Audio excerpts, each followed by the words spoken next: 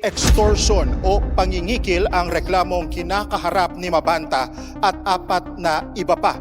Ayon sa NBI Organized Transnational Crime Division, sinubukan umanong kikilan ni Mabanta si dating House Speaker Martin Romualdez. Humingi umano sina Mabanta ng 350 million pesos kay Romualdez kapalit ng hindi paglalabas ng sensitibong impormasyon. We're being blamed for extortion. It's not true. Okay, kilala po ba siya ng Pangulo dahil sinasabing may papel daw tong si Mabanta dun sa online political campaigns noon na sumusuporta kay Pangulong Marcos. Naisip ko po kung ito po ang inyong itatanong dahil ito po ay mismong pinost ni Franco Mabanta. Baka ito po ang itanong nyo kung ano po ang relasyon niya sa mga Duterte.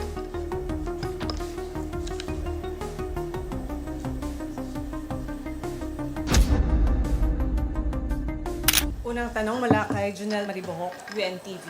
Magandang hapon, Yusek. Baka may reaction po ang palasyo dun sa pagkakaaresto kay Franco Mabanta, PGMN founder, kaugnay dito po sa extortion case sa dating speaker.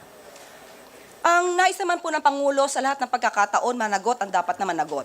Kung mayroon po silang dapat na panagutan, kung mayroon po silang ginawang krimen, dapat lamang po nilang itong panagutan. Pero definitely, kailangan po ng due process sa lahat ng bagay.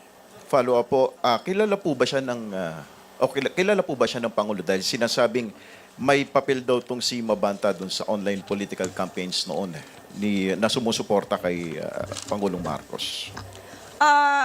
Hindi po siya kaibigan ng Pangulo, pero siguro mas naisip ko po kung ito po ang inyong itatanong dahil ito po ay mismong pinost ni Franco Mabanta.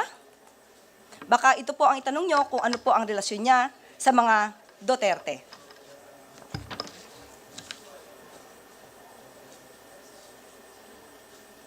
Nandiyan pa nga po si Harry Roque.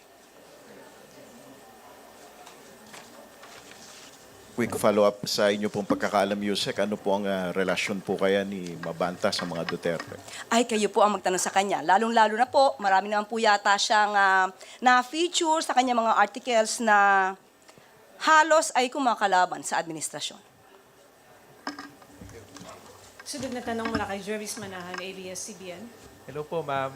Si VP Sara po ay nagpa-interview sa The Hague, sa Netherlands. And sinabi po niya na the country is facing a triple whammy from rising fuel costs, a weakening peso, and soaring inflation. At sinabi rin po niya na dapat tulungan ng pinakamahirap dahil baka sila ang gumawa ng krimen. And she also said na wala ng pera ang Pilipinas dahil sa utos ng DBM na i-check ang savings ng mga opisina. Any comment po dito? At hindi daw po ba aware si VP na ito ay para sa uplift funds? Okay, unang-una, may kasama po ba siya mula sa mainstream media habang siya ay nagsasagawa ng kanyang press con? Press po ba talaga ang kanyang kasama? Tanong ko lamang po yan. Well, anyway, unang putok pa lamang po sa Middle East, February 28, nag-utos na po ang Pangulo kung paano matutulungan at marirepatriate ang mga kababayan nating Pilipino na mga OFWs sa Middle East. Unang araw pa lamang po yan, habang ang Vice Presidente ay nasa ibang bansa noon. Nagsagawa na po at nag-utos na po ang Pangulo sa DSWD kung paano natin matutulungan ang mga drivers. Ang mga tricycle drivers, PUVs, motorcycle taxi, lahat po. Pinatulungan na po at alam po nating lahat yan. Hindi lamang po yan. Mayroon pa pong fuel subsidy. At mayroon pa pong tupad project. At maliban po dyan, nag-create nga po ng uplift para po ma-monitor kung paano po matutulungan ang mga kababayan natin, lalong-lalo na yung mga nangangailangan. So yun po kasi ang nagiging problema sa isang opisyal na lagi pong nakabakasyon, hindi po niya nalalaman kung ano po ang nagiging programa ng gobyerno.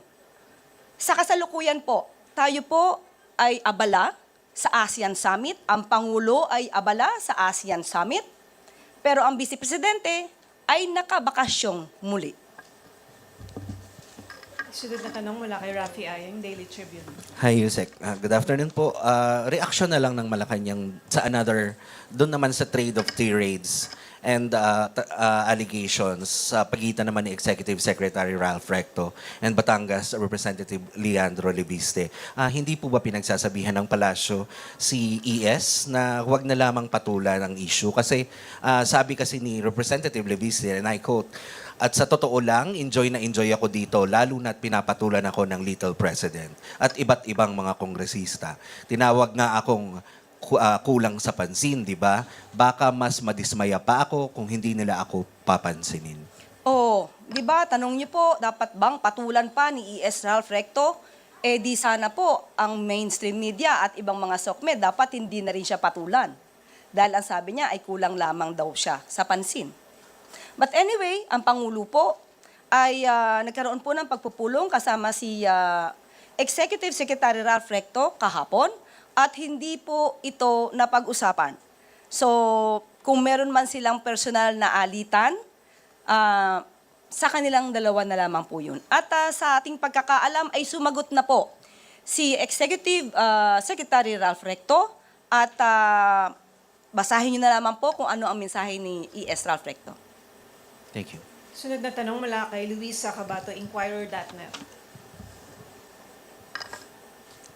Good afternoon po, Yusek.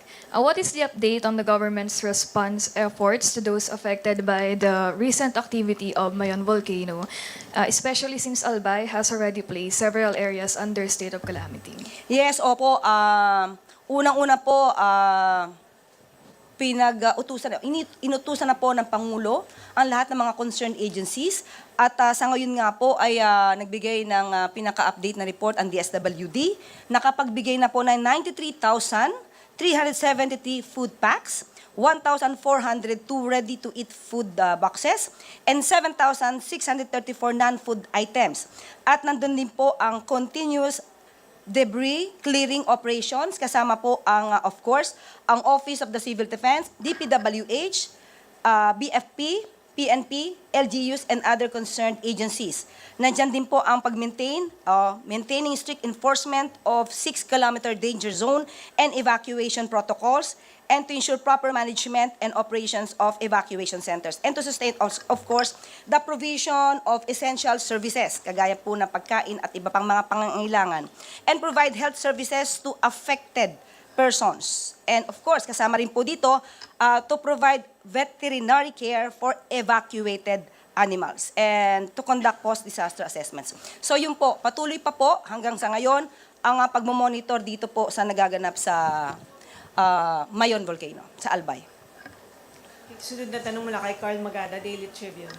Yusek, may we have an update on status of DOLE Secretary Laguesma? Meron po kasi mga balita na sinasabi nila na meron ng sakit and baka possibly mapapalitan na siya. Pagka po meron na po akong update, ay ipapahayag ko po sa inyo agad-agad. Thank you.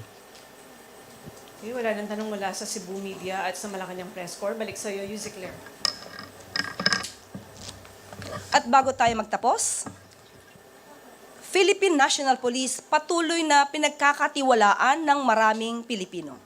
Ayon ito sa pinakabagong tugon ng masa survey na isinagawa ng Okta Research mula March 19 to 25 ngayong taon. Lumalabas sa survey na 63% ng mga respondents ang patuloy na nagtitiwala sa PNP, habang 61% naman ang nananatiling kontento sa pagganap nito sa tungkulin sa first quarter ng 2026. Ayon pa sa ulat ng Okta, naitala ang pinakamataas na trust rating ng PNP sa Mindanao, kung saan umabot sa 74% ang patuloy na nagtitiwala. Sinundan naman ito ng Visayas na may 66% trust rating at Balance Luzon sa 59%. Pagdating naman sa performance rating, nakakuha ang PNP ng 69% sa Mindanao, 63% sa Visayas at 59% 18 pataas. Sa kabila ng nananatiling mataas na tiwala ng taumbayan sa ating mga kapulisan, patuloy nagagampanan ng ahensya ang sinumpaan nitong tungkulin na protektahan at paglingkuran ang sambayanang Pilipino.